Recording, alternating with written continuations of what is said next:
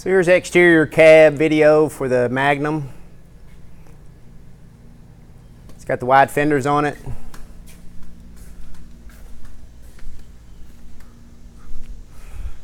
Marker lights.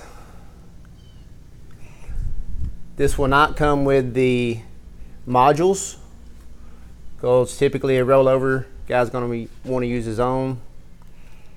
Get less issues with the dealer trying to sync it up.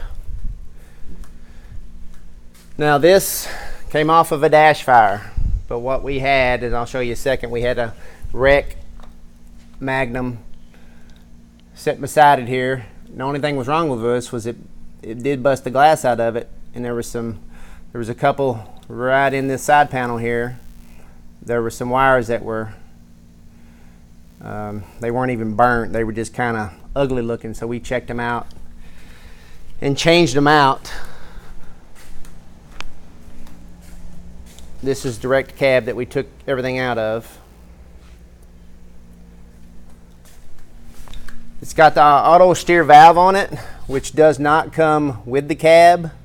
Sometimes we leave it on so that it doesn't create an issue with the dash.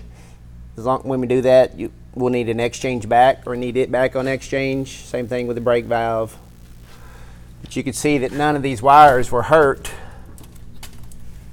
So even though it was a quote dash fire, it was really over the top of the engine fire. So